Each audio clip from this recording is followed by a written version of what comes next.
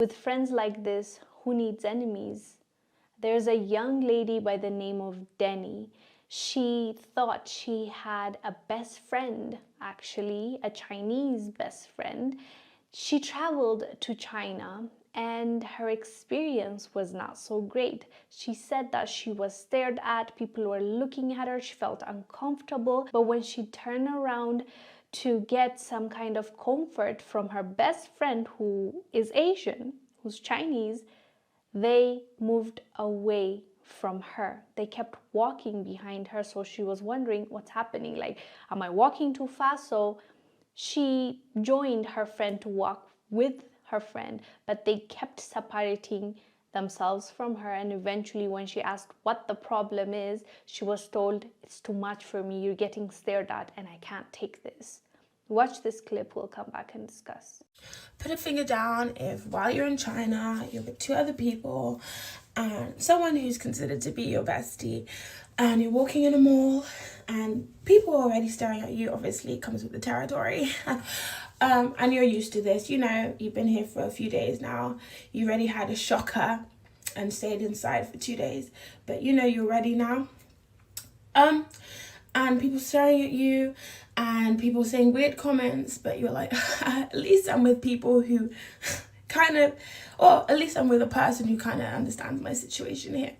But then you come to look behind you and you see the person who's supposed to be considered your bestie keeping their distance from you and kind of like staying away from you. So you go and ask them, why are you doing that? Whoa. Like, what's going on here? And they continue to say, they tell you, oh, it's just too much. Like, people keep staring at you and I can understand what they're saying. Like, I can't do it. I'm just going to stay over there. And you just was like, you know, trying to go backwards and trying to, like, you know, join them and walk with them, and they're like trying to avoid you. Okay. Obviously, you kind of like take this with a pinch of salt. You're like, no, it can't be that bad. Anyway, you go and find somewhere to have dinner. Everything's good. You get back to the hotel and you bring up the situation again. You're like, what was that about? Why, when we were in a mall, you were keeping your distance from me and yeah, basically acting like the people around me that I don't know. And they continue to say, oh, you know, it just made me really uncomfortable. And, you know, I just, like, everyone was staring at you and it just, like, it was too much. It was just way too much. I couldn't do it. And you proceed to say, what about me? How do you think I felt in that situation when everyone else was making me feel uncomfortable and I had my best friend?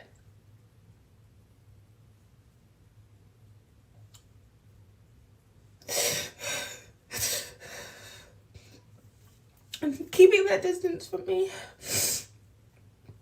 and making me feel like I did something wrong.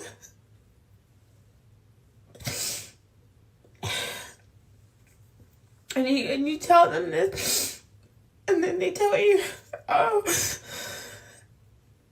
was too much. I didn't want to be close to you because everyone was staring at you, and it made me feel really uncomfortable. And I said again, how do you think I felt in that situation? And they still don't understand. Anyway,